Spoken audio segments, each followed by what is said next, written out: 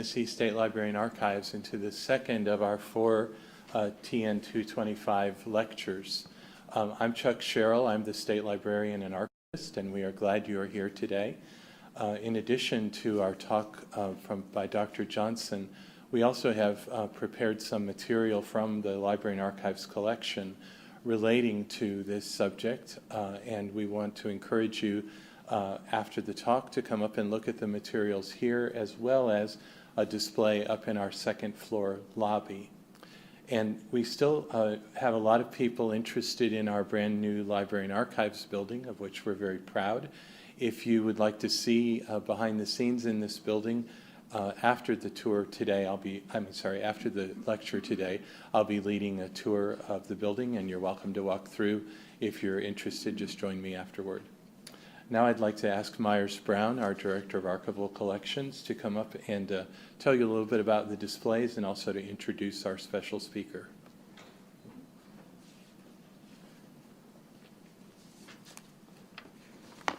Let's talk briefly about the exhibits, not only about what we have on the tables here, but what's up on the second floor. The name or the moniker, the Volunteer State, is one that kind of grew over time. So we have some nice items in the exhibit cases upstairs that really talk about how the name kind of evolved, and we'll pick up and tie very directly with what Dr. Johnson is going to share with us in just a minute. So please go up to the second floor when we're finished, look at these materials, and check those items out. Dr. Johnson is one of my favorite people in this city. We are blessed in the state of Tennessee to have a lot of history talent, and none more so than Dr. Tim Johnson. He is a native of Chattanooga, so he is a native Tennessean. He graduated from the University of Alabama with his PhD in 1989, and then joined the faculty at Lipscomb University in 1991. He received the Lipscomb Outstanding Teacher Award, and in 2010, Lipscomb designated him a university research professor. In 2019, Professor Johnson was a finalist for the Army's Historical Foundation's Distinguished Writing Award for an article that appeared in Tennessee Historical Quarterly. He has been a research fellow at Yale and at the Virginia Historical Society, and has appeared on C-SPAN, the History Channel, and public television. He has authored or edited 24 articles and 8 books that deal primarily with the Mexican-American War, but more generally with the antebellum military history, which ties directly into the rise of Tennessee in prominence, and will tie very closely to what he's going to talk about today. He has also been actively involved in trying to repatriate and then identify U.S. servicemen remains that were found near Monterey, which he and I both hope that they do indeed turn out to be Tennesseans, and we think that is the case. I will tell you that his most recent offering is For Duty and Honor, which deals with Tennessee's experience in the Mexican-American War. I would highly encourage you to look at this book, but one of my favorite publications from him is called A Gallant Little Army, which is about the Mexico City campaign, and it's really a crucial book for understanding how a very tiny army managed to bring down an entire Mexican government in 1847 and 48. But without further ado, Dr. Tim Johnson.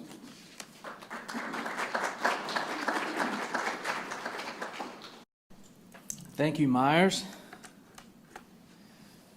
Thank you, Chuck Sherrill, and thank you to other staff members here at the Tennessee State Library and Archives, Gordon Belt and Julia Bruck and some others that I've had communication with in the last couple of weeks. I really appreciate the invitation to speak here, and especially in your new building. I've spent many hours working in the State Library and Archives when you were at the old location, and oh, what a wonderful facility you have here, and some great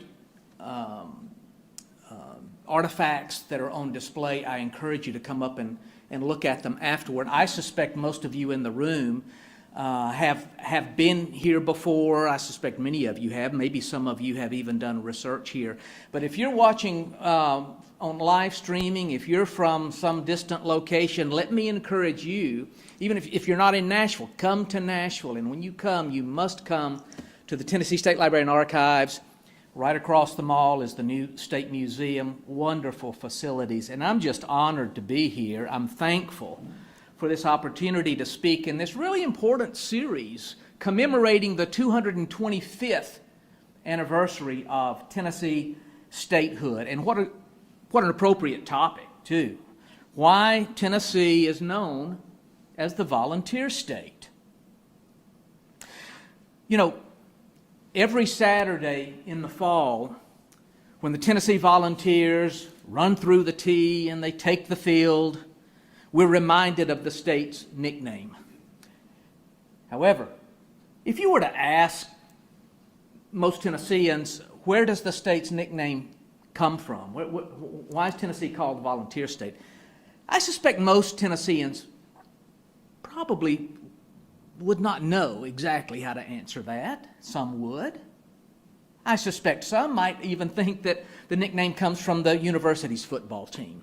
Well, anyone with a passing interest in Tennessee history knows that the state's moniker has its origins in the first half of the 19th century. The designation volunteer state comes from the reputation that Tennesseans acquired because of their willingness, their eagerness to step forward and offer their services in time of war. Now,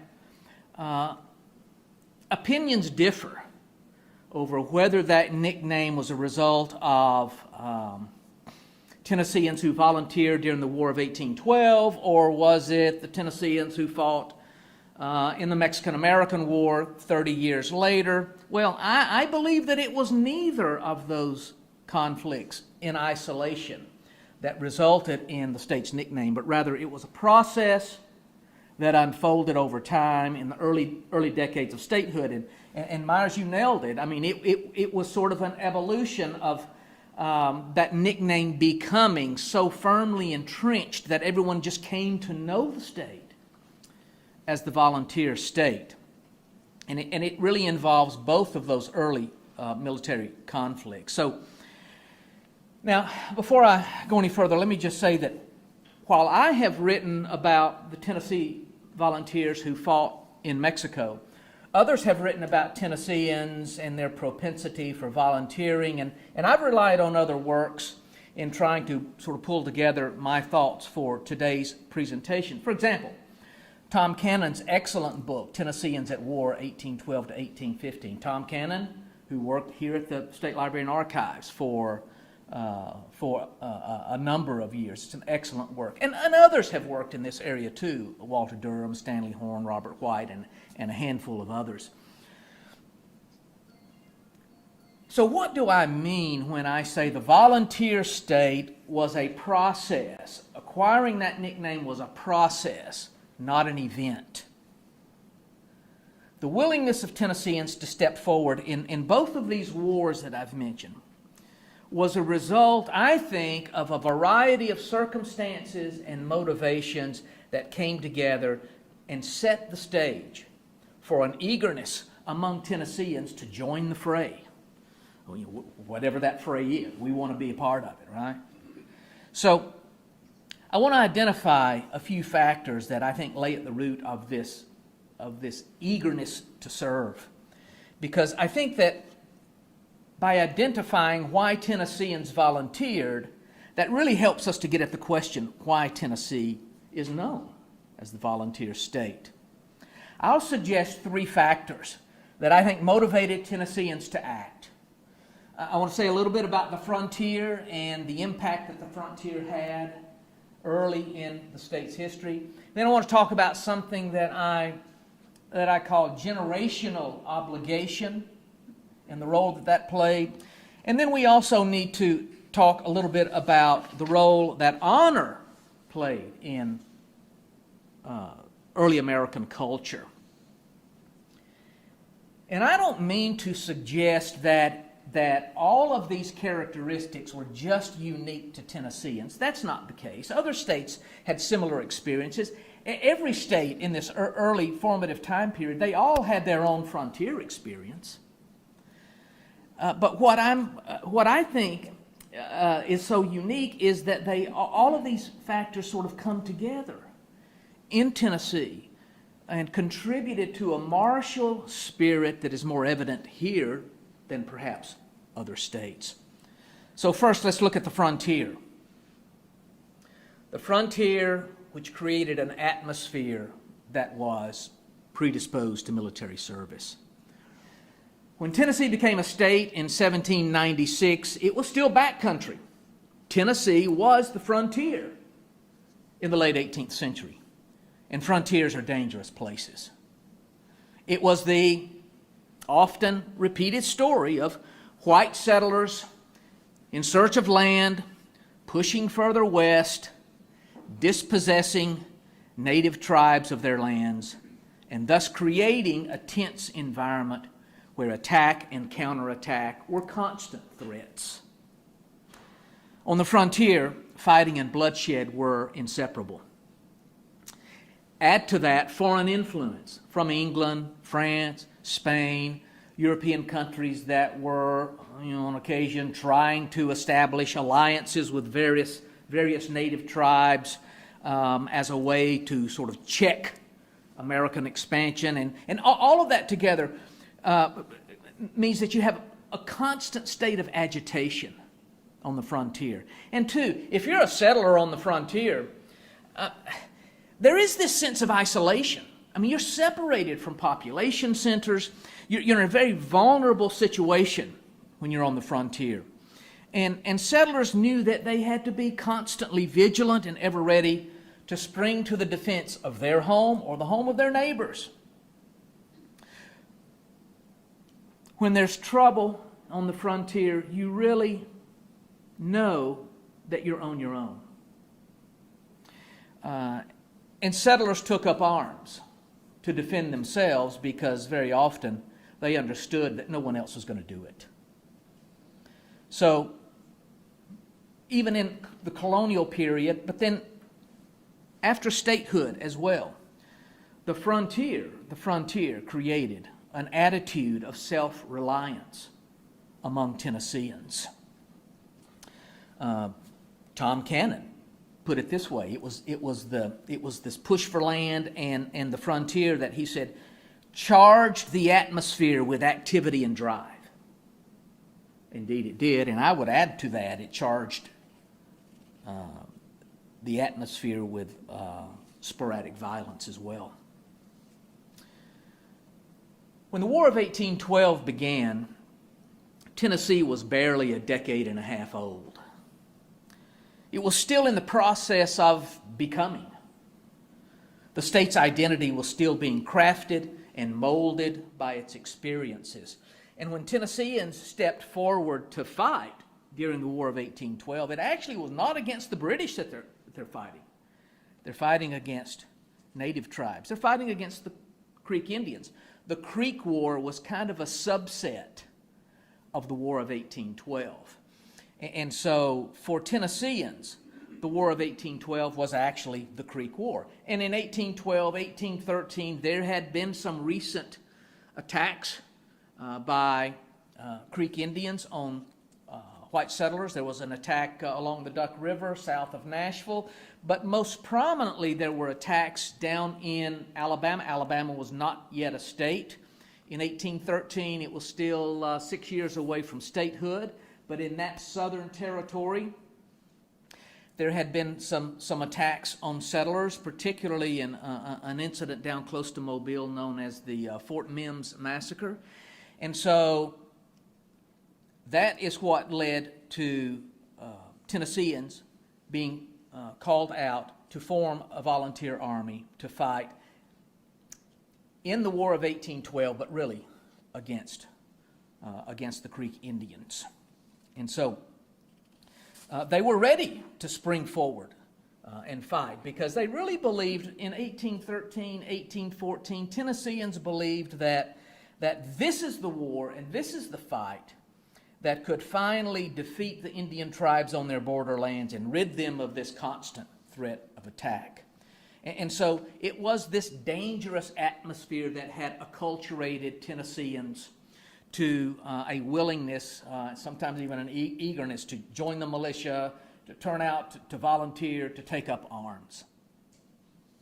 Now, let me say something about this idea of generational obligation. What does that mean?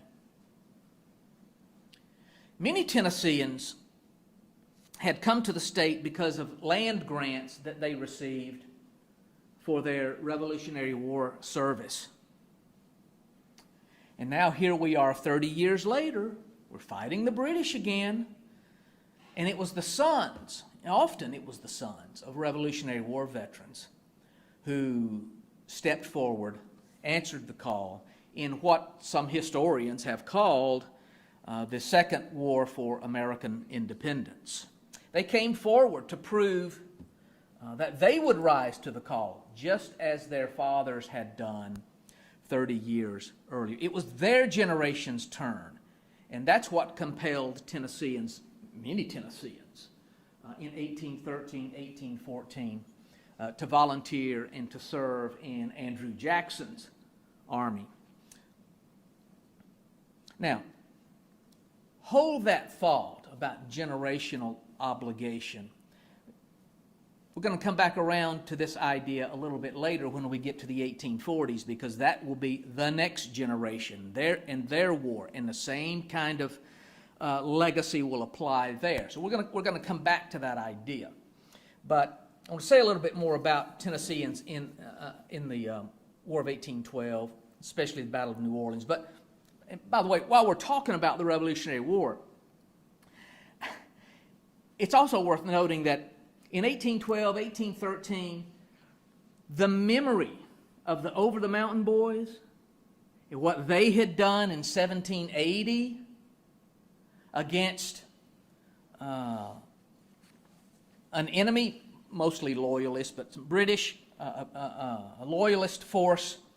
The British commander, Patrick Ferguson, had issued a warning to these frontier patriots, and this is after, by 1780, much of the fighting from the Revolutionary War had sort of shifted to the south. The British strategy was to sort of move the fighting into the southern colonies, where they believed a lot more loyalists would turn out and support their cause.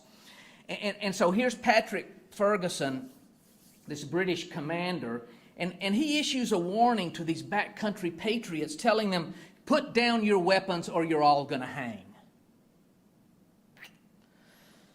Well, Tennesseans didn't take that very well. In fact, they kind of viewed that as a challenge. I'm reminded, we'll see how old some of you are, or if you've studied Southern history. I'm reminded of W.J. Cash's book, The Mind of the South. That book is, goodness, it's published in the 1940s, so it's like 80 years old now. But this story sort of reminds me of what Cash said when he's trying to describe Southerners and what made a Southerner tick, except I would apply this to Tennesseans in this particular instance. When Patrick Ferguson issues this warning, you're going to hang if you don't put down your weapons, I think of Cash saying of a Southerner, nothing can cross him and get away with it. Well, I think that's kind of how these East Tennesseans, it wasn't East Tennessee, it was actually Western North Carolina at the time, but still, in what is today East Tennessee, these folks saw that as a challenge, and they immediately organized themselves and marched east and met Patrick Ferguson's force and handed them a pretty significant defeat, and Patrick Ferguson himself was killed. The Over-the-Mountain Boys, the Battle of Kings Mountain. As one source put it, Patrick Ferguson, when he got to Kings Mountain, said that I'm king of the mountain and nothing can move me off this spot. And he's still there today, buried there. Well, at least that's what one Tennessean said. Well, so in 1812, 1813, Tennesseans remember this part of their history too. Now, when Governor Blunt issued a call for volunteers in 1813, 3,500 Tennesseans came forward. And over the next 18 months, approximately 20,000 Tennesseans will serve during the course of the War of 1812. 20,000, mostly short-term, 90 days, short-term enlistments. But that's a lot of Tennesseans who sprang forward to fight. And they fought at places like Tallahatchie, Talladega, Horseshoe Bend. But ultimately, and right at the end of the War of 1812, where the Tennesseans really made their most memorable mark was in the Battle of New Orleans, where Andrew Jackson and an army of 5,000 defeated some of the best troops that the British could send across the ocean, defeated a professional army of 8,000 disciplined, trained British troops. At the Battle of New Orleans, the British Army suffered, in one day, suffered 2,000 casualties. Jackson's casualties were a little over 60. Well, now all of Jackson's force was not comprised of Tennessee volunteers, but they were the core, they were the nucleus. There were about 2,000 Tennesseans in Jackson's army. About 40% of his army were Tennesseans. But there were Kentucky volunteers, there were local militia that had turned out from southern Louisiana, there were some regulars there, there were some African Americans who fought in Jackson's army, there were Choctaw Indians who fought in Jackson's army, and there were pirates. So it was a real mixed bag. But it was mostly an army of volunteers, 5,000 volunteers, who defeated 8,000 highly trained British troops. And by the way, 15,000 Americans died during the War of 1812. And of that number, 3,000 were Tennesseans. 20% of the War of 1812 dead. 20% were Tennesseans. So this war certainly put Tennessee's volunteer spirit on the map. And the significance of the role played by Tennesseans was underscored by the adulation and the fame of Tennessee's new emerging heroes, David Crockett and Sam Houston, and of course, Andrew Jackson, who rode his newfound fame all the way to the presidency a little over a decade later. But here's the real importance, I think, of the Battle of New Orleans and what it does, the kind of legacy that it creates. It was the fact that when the war ended, from a national standpoint, there really was a dual legacy that came out of the War of 1812, kind of a divided legacy.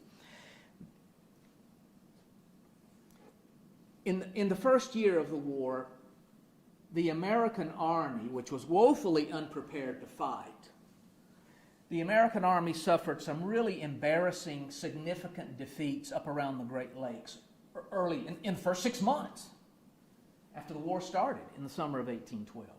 But by the time you get to 1814, you have a pretty well-trained, what many would consider a regular army, sort of bordering on a professional army. But anyway, that highly trained army that had been put together by people like Winfield Scott or Jacob Brown and others, they won some really significant victories. The Battle of the Thames in 1813, that was William Henry Harrison. Battle of Chippewa, Battle of Lundy's Lane, right along the Niagara River, both of those battles in July 1814. And so these were noteworthy American victories. So when the war is over, a lot of people look back and said, look, this proves that we need a professional army. We need a permanent professional army. We need trained officers. Well, the flip side of that coin, the other part of that divided legacy were those who said, no, we don't. Professional armies are expensive to maintain. We don't need a permanent. All we need for national defense is the citizen soldier, the American citizen who is willing to step forward to defend the country. We don't need, as one historian put it, what wins battles is not rigorous training in professional officers, but virtue and a dead aim. Well, guess what battle they always pointed to in arguing for a citizen soldier defensive system? They always look back at New Orleans. Look at what Andrew Jackson did at New Orleans with an army of volunteers. That's all we need for national defense. And so this legacy, this debate will go on for years, but New Orleans and Jackson and volunteers, they were a centerpiece of that part of the argument, and Tennesseans were at the core of that debate because they played such a prominent role in Jackson's army. So by the time we get to the 1840s, the volunteer reputation already existed among Tennesseans, but it's really during the war with Mexico that it becomes sort of a national label. Now, but before we talk about the war with Mexico, can't forget to mention the Texas Revolution and the Alamo. All right? There's some pretty prominent Tennesseans involved there. And you know some of these names. I mean, Sam Houston, who emerges from the Texas Revolution, defeated Santa Anna at the Battle of San Jacinto. Sam Houston, former governor of Tennessee. Did you know that the man who wrote the Texas Declaration of Independence was a Tennessean? His name was George Childress. You probably are aware that over 30 Tennesseans died at the Alamo in 1836. When I was doing some research on Tennessee and the Mexican War, I ran across an article that was written by a journalist in Texas. I think he was in Houston. And he was talking about the relationship between Tennessee and Texas. And the title of his article was Tennessee, the Mother State of Texas. And so Tennessee sort of has developed this relationship for being, this reputation for being at the forefront of such adventurous and dangerous enterprises. And that's the situation when we get to the 1840s, and the United States goes to war with Mexico in 1846. War is declared in May. It's a pretty involved process. It ends up being basically a land grab. But the war started as a result of a border dispute along the Rio Grande. But it's in 1846 when we first begin to see in print terms like Tennessee Volunteer, the volunteer state, the volunteers from Tennessee. Well, in May 1846, and Congress has just declared war, the War Department is getting ready to send out a request for volunteers to the various states, and the Nashville Union newspaper published an article. It came out on May the 16th, 1846. And let me read to you an excerpt from this article. The gallant sons of Tennessee should bear a conspicuous part in the contest.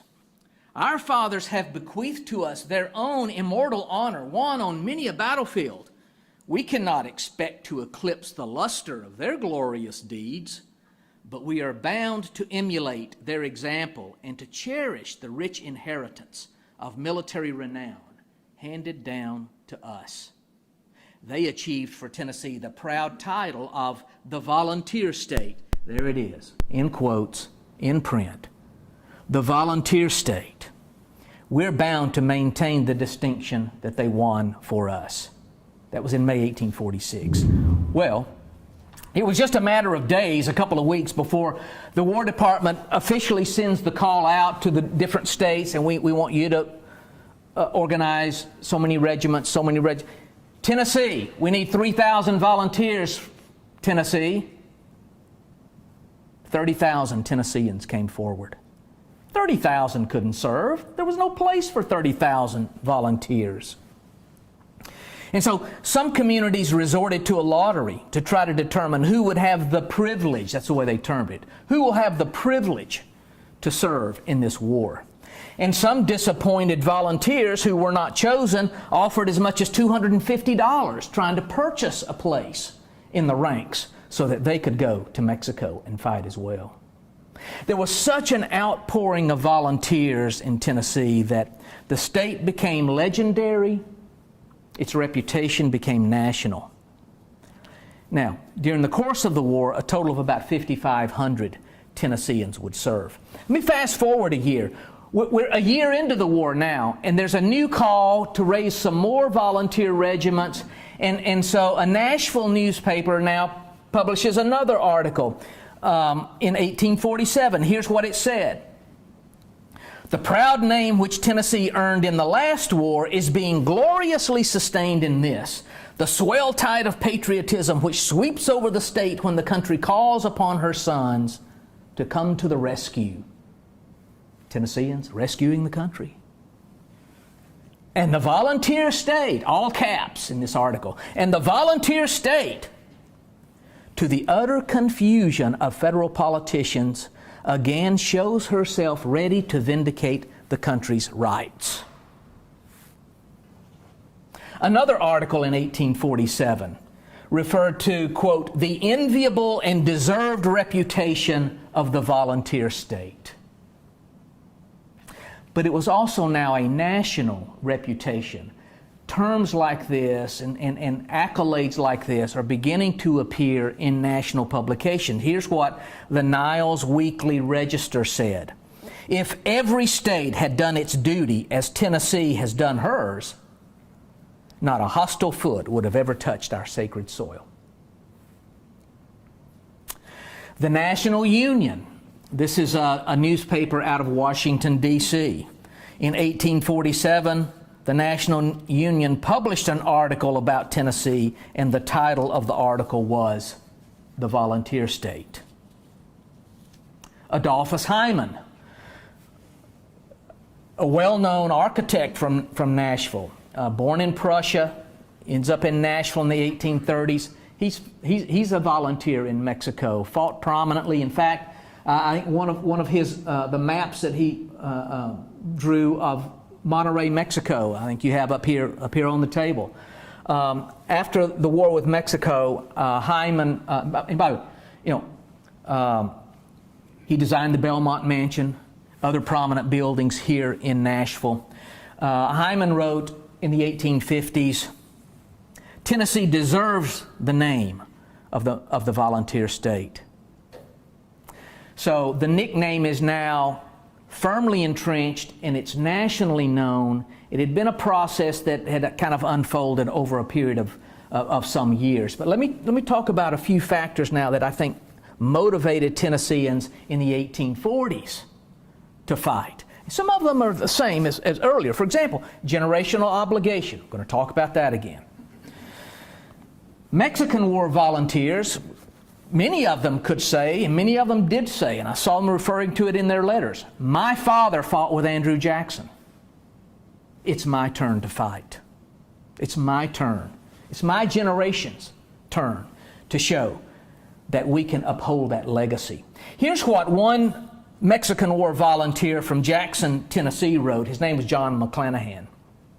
And he wrote this: we had all heard and read of such days in history and thirsted for an opportunity to show that the iron-hearted fortitude and courage of our ancestors had not degenerated in their sons.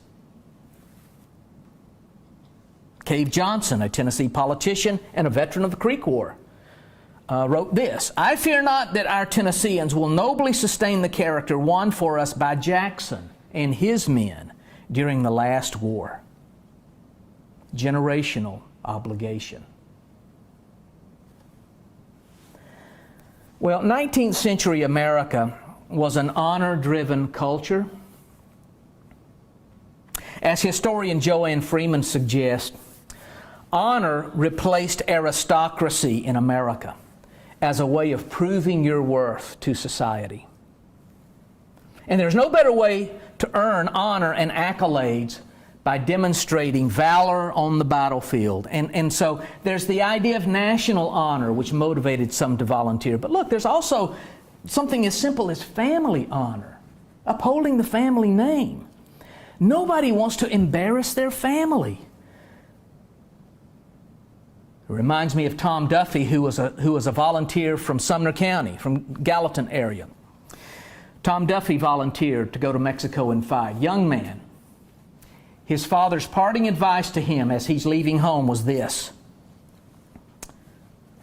don't get shot in the back. Really? I raised 3 sons.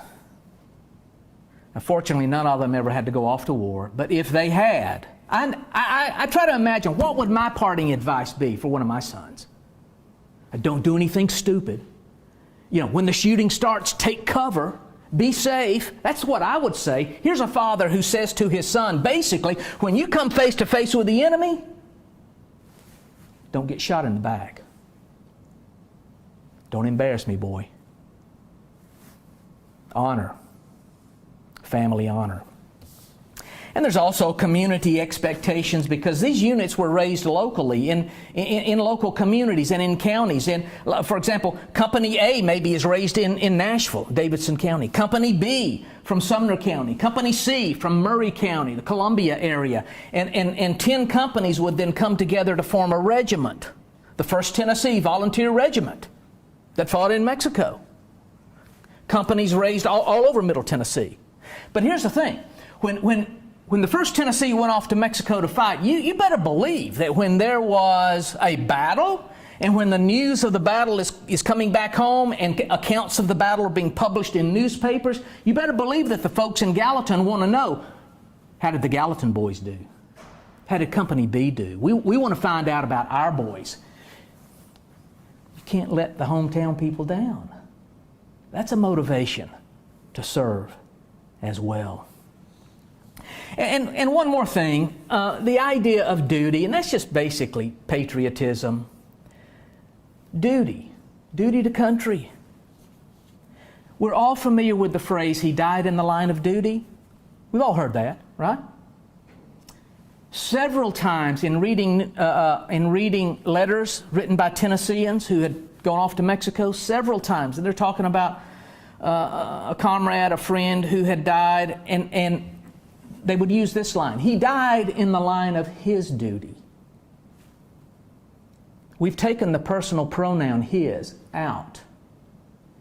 In the 21st century, we've rendered duty something that's more generic and less personal, but to them it was personal. It was his duty. Here's what one Tennessee volunteer wrote from Mexico. And he had been writing about telling his family the sacrifices and how difficult it was. And they're not even paying us regularly like we're supposed to be paid. But then he says this. He assured his family that, quote, no duty to their country goes unperformed. We don't care if we're getting paid. We're going to do our duty. Of the 700 Tennesseans who died in Mexico, 92% died of disease. Only 8% died of combat. Well, so by the time you get to the mid-19th century, Tennessee was the volunteer state. And it was deeply entrenched and deeply rooted. And so these are some of the key reasons, I think, why Tennesseans eagerly volunteered for service in the early 19th century, and whether it was I want to or I have to, it didn't matter. Thousands came forward when the call went out. They had the examples that were set by their forebears. They had this legacy that was left by Andrew Jackson and the volunteers that had fought at New Orleans, and other factors that all came together and embedded in Tennesseans an eagerness to volunteer. And the country took notice. And that gave Tennessee, in its early history, in its formative period, the reputation that became the nickname, the volunteer state, which describes what many people at that time believed to be one of the state's dominant characteristics. And so the next time you're watching the Tennessee Volunteers run through the T, I challenge you not to think about pigskins and touchdowns, but think about buckskins and flintlocks. Thank you very much.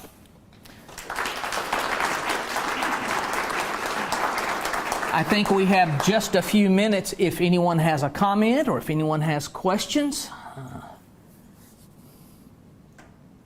Yeah. I think, Dr. Johnson, if I'm not mistaken, that at least up through maybe the World War I, past that, Tennessee still produces, in terms of per capita, more volunteers than any other state. Have you read that? I don't know how they rank per capita. I can tell you this, I just sort of checked some numbers. 166,000 Tennesseans fought in the Civil War. That includes those who fought for the North as well as the South. In World War I, 100,000 Tennesseans served in World War I. World War II, 315,000 served. By the way, 5,700 Tennesseans died during the Second World War. I don't know how that compares to other states, but there's still that legacy of Tennesseans serving even after the mid-19th century. That really doesn't answer your question, but that's my answer. Other questions? Yes, sir. I found my ancestor on a muster roll from Hamilton County in 1836 for a conflict that it called the Sabine War, and I would assume that was the War for Texas Independence. And Yeah. then interestingly, the following year, almost all those same men appear on another muster roll for the Cherokee War, which I assume is Cherokee. Have there been, can you speak to that a little bit, or have there been any studies about kind of lessons the Tennesseans learned in the first conflict in Texas, and then applying those lessons to their participation in the Cherokee? You know, so the question has to do with the 1830s and your ancestor who was on multiple muster rolls from Hamilton County, that's the Chattanooga area. 1836, that would have been... Now, the short answer to your question is I'm not familiar with any books that actually study Tennesseans in that particular time period. There would be some general studies, but almost certainly that's going to be a militia unit that was called up during the Texas Revolution. And then there are still ongoing battles with the Cherokee in Georgia that would have affected Chattanooga more directly, along with Creek Indians. So, and all able-bodied Tennesseans, I guess the age was probably 18 to 45, were required to serve in the militia. And so militia units were frequently called up to meet threats when there was a fear of, or if there had been a recent Indian attack or whatever. So, to your specific question, I don't really know. I can't really speak in great detail about Tennesseans in the 1830s, prior to the war with Mexico. Yeah. And by the way, if you find your ancestor on a muster roll from 1846. He would have been in the 2nd Tennessee Volunteers. That's where the Hamilton County Volunteers served.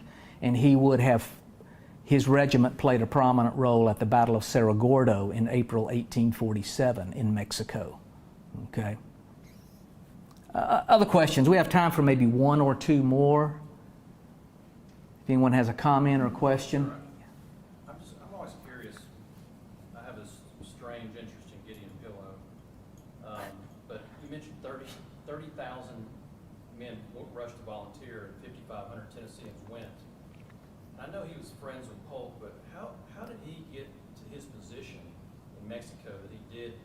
He had, you know, he wasn't a West Pointer, he was a lawyer. Yeah, how did he become to his position when they got to Mexico? Yeah, that's a good question, and it's about Gideon Pillow, and many of you will be familiar with that name, Gideon Pillow from Columbia, Tennessee, who was a lawyer and who was a general, first a brigadier general of volunteers, then a major general, and appointed to the regulars in Mexico.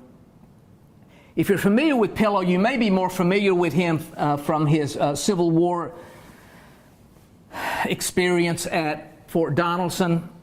We could make jokes about Gideon Pillow, but specifically to answer your question, and you're really on the right track. Gideon Pillow was a close personal friend of President Polk's, and look, the President of the United States during the War with Mexico was a Tennessean who also believed in this sort of citizen soldier and didn't really care for professional officers.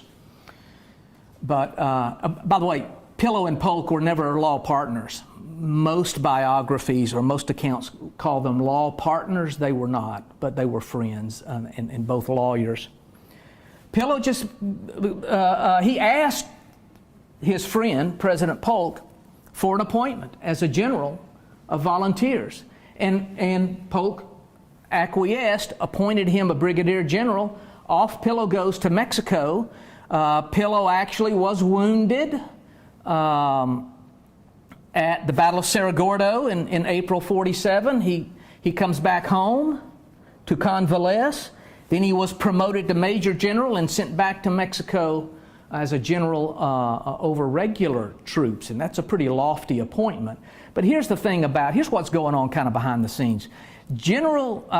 President Polk did not trust his generals in the Mexican War. Zachary Taylor, Winfield Scott, and others. The American Army was kind of top-heavy with generals who happened to be Whigs, and Polk was a Democrat.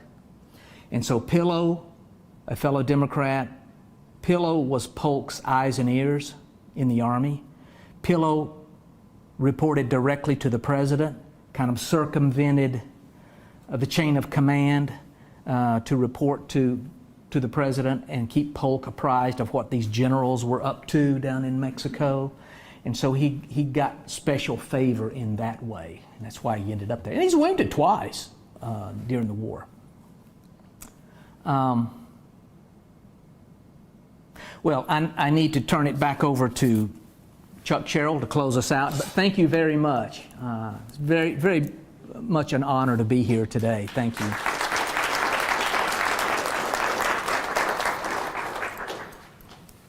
Thank you, Dr. Johnson.